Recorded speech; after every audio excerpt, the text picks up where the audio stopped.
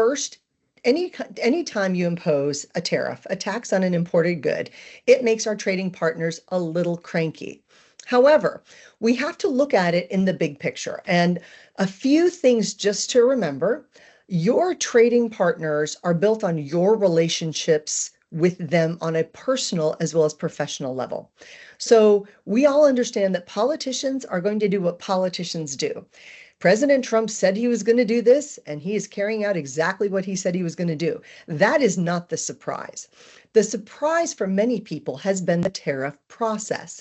Now, this year, what I get to do at the summit is walk people back through some of the pivotal things that have happened over the last 10 years when it comes time to tariff and trade. Because what we're going through right now isn't new. This is not something that just happened when President Trump came into office. This is how trade issues work. What has been new is, in the past, this was not broadcast at all. People just didn't know. So they would be hit with a tariff and everybody would kind of go, oh, okay. But because it wasn't broadcast as a political thing, people widely did not pay attention to it, and it barely created a burp. So now it's on everybody's mind. What we have to do as partners is reassure our partners that politicians are going to do what politicians get to do, and we are going to control what we can control. And that is controlling our business model, our relationships first and foremost, and making sure we're all taking great care of our customers. So, and it's been tumultuous on a lot of fronts this year. Tariffs have been, admittedly, I think tariffs, like you said, have been number one because of where the media has decided to focus their attention. But the other big part of this year has been geopolitical conflict. And it's been all over the world. We've been dealing with that. And that also has an effect on sentiment. What would you say is our number one geopolitical concern as the United States here in September 2025? So my top three, and I'll tell you my first, and I may have mentioned them briefly. In my longer leadership programs, I have a slide where I have the geopolitical issues, economic issues, workplace issues, domestic issues. My top three geopolitical issues have not changed in the past 22 months. And the first and foremost was Russia going into Ukraine.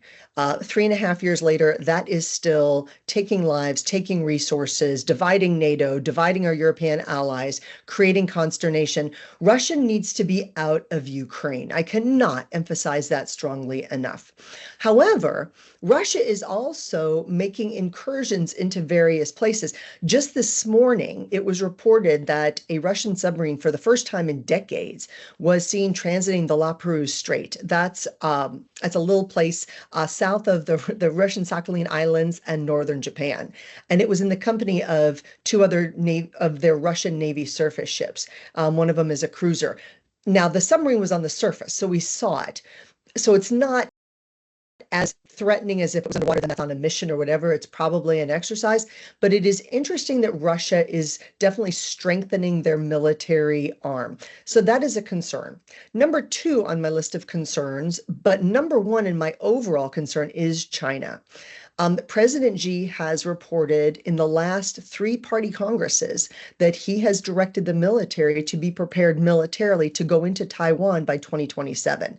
That is scary, and I'll tell you why.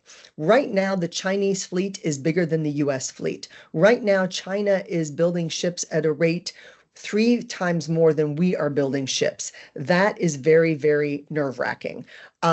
Now, having said that, do I have faith in our Navy? Well, I was in our Navy, so of course I have faith in our Navy. However, there comes a time when numbers mean something, and this is worrisome. So typically, as you know, what would happen when China would threaten Taiwan in the past is the US Navy would put a US carrier, that's about 5,000 people with their accompanying battle group, between China and Taiwan, right there in the Taiwanese Straits.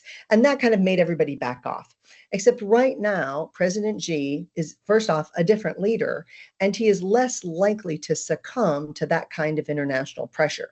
You have to remember, in the last few years, China has been expanding their international territories. How do they do that? Very interesting.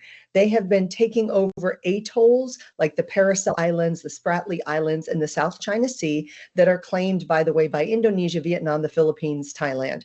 and they have been occupying them. They have fired on fishermen. So they have been extending their military might for the past few years. So actually, my biggest concern is China.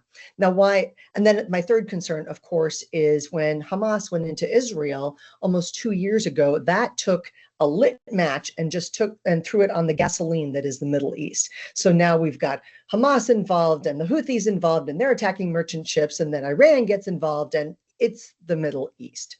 But China remains my number one concern. And to me, it's the number one concern of the ASI folks as well, because frankly, we get a lot of our promotional products from China. The only place we can get the double insulated cool cups are China right now. So what happens if that relationship goes poorly? Well, keep in mind, China is the world's number one trader. We are number two. Our data, we're about $7 trillion a year of international trade, and China is more than us. What I am hoping, and I realize hope is not a strategy, is that the business community of China will put enough pressure on the Chinese politicians to not militarily go into Taiwan. Taiwan is also the home of the big semiconductor producers and a robust trading partner by themselves. If China military goes into Taiwan, it will create a 10% worldwide drop in GDP, and that will be damaging to everybody. Now, keep in mind, China's idea of a long-term plan is very different from our idea of a long-term plan. Our idea of a long-term plan is 12 months. Theirs is 100 years. It is a very different planning situation. So my very bit of advice, because I do business with China too, I've got partners, we do that, is reach out to your trading partners and reassure them of your commitment to continue to work with them. Politicians are going to do what they're going to do. But we have always gone back and forth with trade. Unless there is all-out war, which I really think it's not going to come to that, we will continue to trade and we will continue to do business, and that will be beneficial to everybody. So with all of that said, which is admittedly a little scary, it's like, a little scary. Right? Like it can definitely give you pause for the next, the next year. But with all of that said, what are your kind of top 3 pieces of advice for promo companies right now? Where should they be looking? Where should they be focusing their efforts?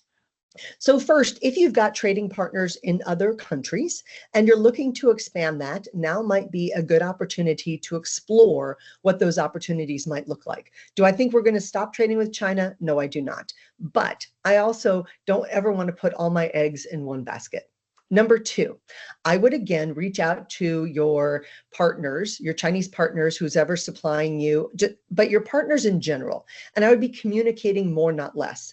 I tell my sales teams, my CEOs, I just talked to a group of folks the other day, and you'd be surprised at the industry, but I said, every single person in this room needs to be making 3 phone calls a day. 1 to one of your vendors or suppliers, just to check in, not to be like, just check in, make sure they're okay. 2, one of your current clients, just to check in, how you doing? Not to sell them anything, just to check in. And 3, to one of your team members, just to check in. 3 phone calls a day. If you are a leader today, I'm looking for you to make 3 phone calls a day, because people are feeling uncertain. You are in a position to make people feel less uncertain. So you need to exercise that authority. And then number 3, besides the reaching out to your partners and the communication, is look really hard at where your top clients are. Look at who's bringing in 80% of your dollars, and make sure that that bottom 20% is actually going to be worth your time. Now is a super good time to look at your numbers and make sure those numbers are reflective of where you want to be. Great. Well said. Well, thank you, Mary. We really appreciate it. And for more information and to register for the Power Summit, please visit asipowersummit.com. Thanks, Mary. We appreciate it. Thanks, Sarah. Have a great day. You too. Thanks.